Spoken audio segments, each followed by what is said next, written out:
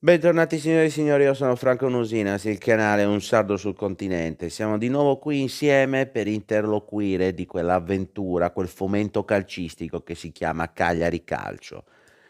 Siamo usciti con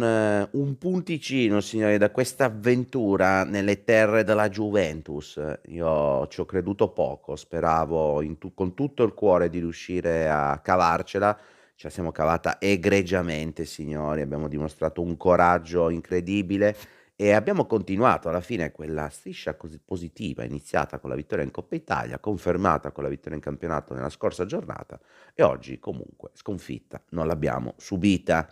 Quindi, prima di cominciare a buttarci in questo commento minuto per minuto, come al solito, io vi ricordo un po' di burocrazia, ovvero se avete piacere iscrivetevi a questo canale, mettete dei mi piace, commentate, invitate tutti coloro che tifano Cagliari, signori, e anche coloro che non tifano Cagliari sono i ben accetti, perché qua si parla di calcio tutti insieme con rispetto reciproco di tutte le squadre e tifoserie.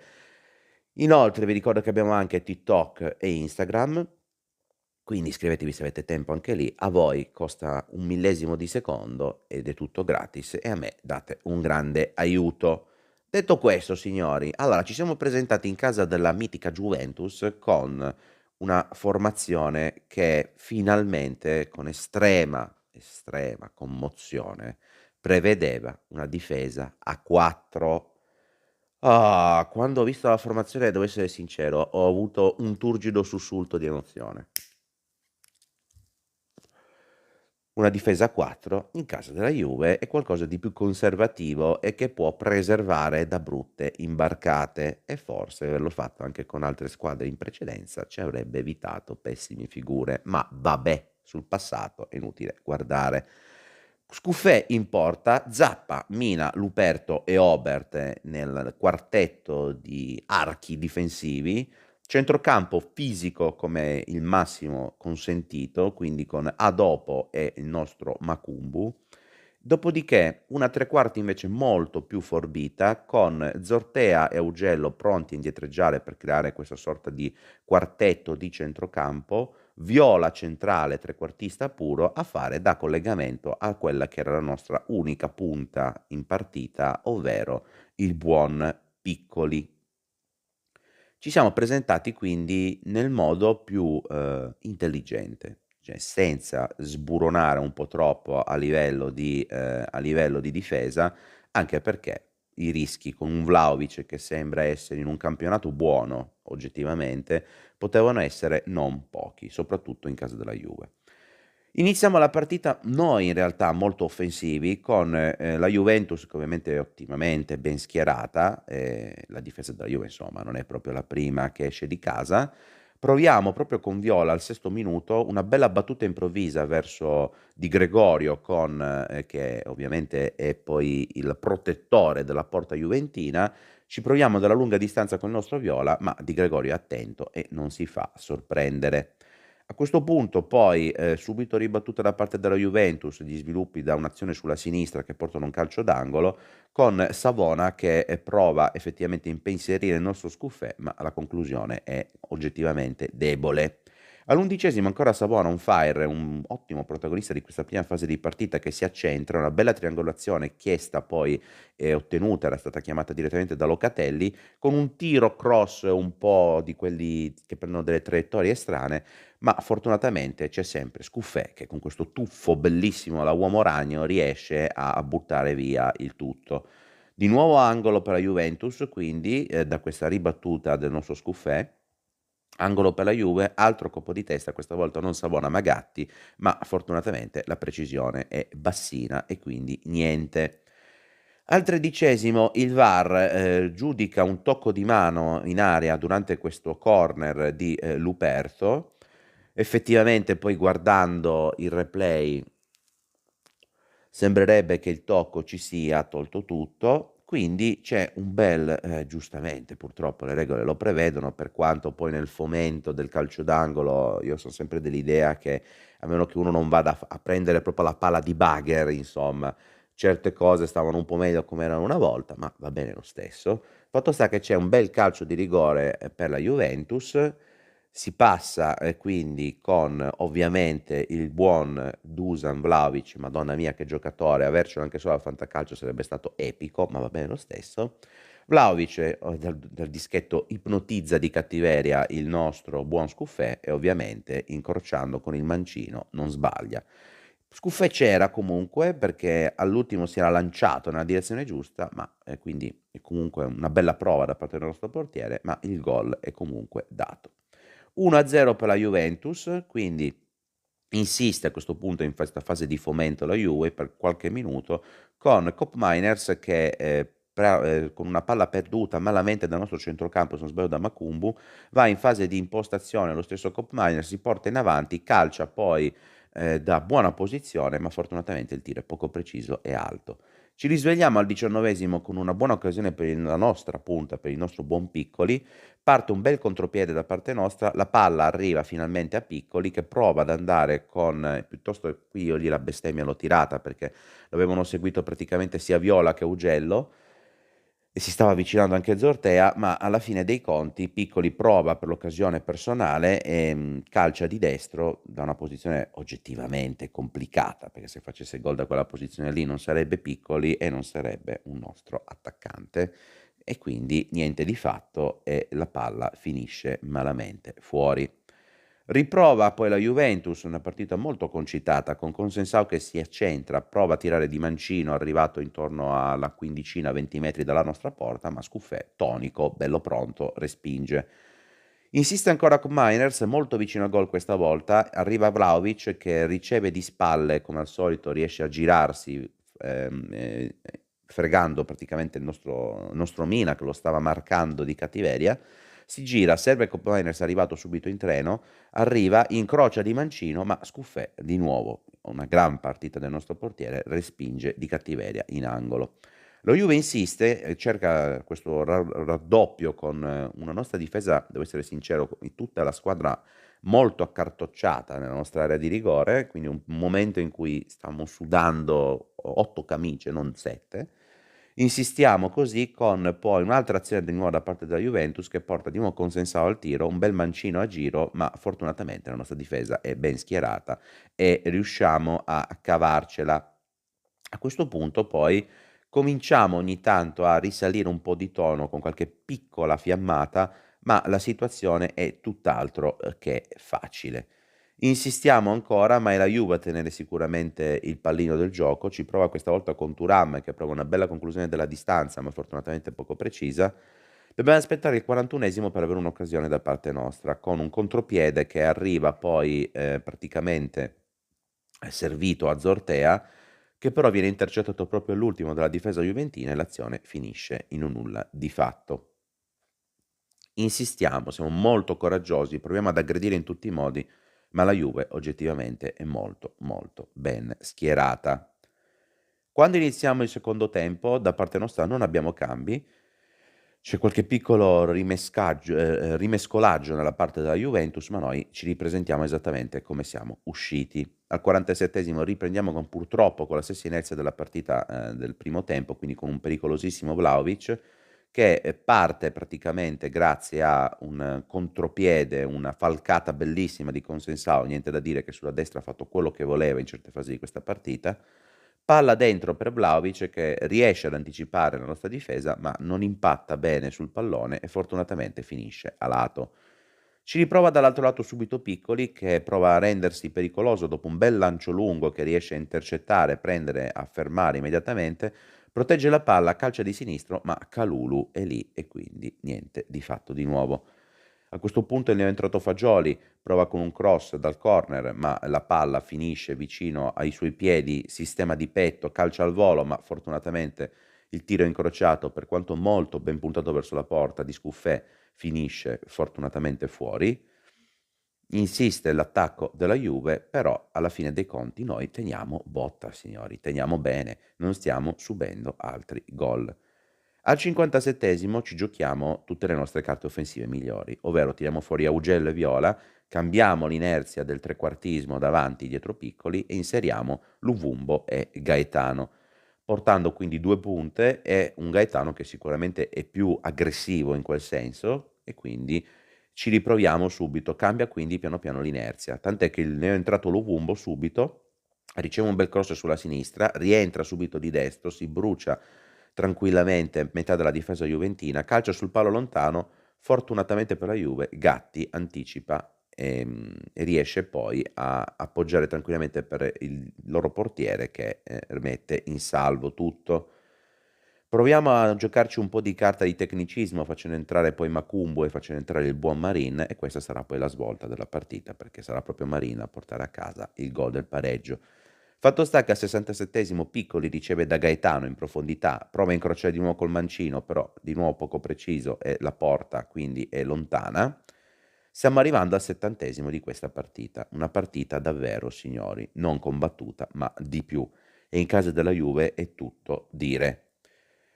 Insiste ancora Vlahovic al 72esimo, un lancio in profondità, dopo una posizione molto defilata, prova un bel calcio di rimbalzo col vancino al volo, ma Scuffè oggi è in fase miracolosa e prende anche questa. Insiste ancora Vlahovic, prova grazie a un assist che arriva dalla destra grazie a Danilo, ma Mina, che lo marca praticamente da oltre 70 minuti, è bravo a opporsi e intercetta il tutto. Consensao impazzisce un attimo, esagera con una trattenuta e una scivolata su Gaetano, si piglia un giusto giallo perché sinceramente ha fatto un intervento proprio della minchia, è passato il francese.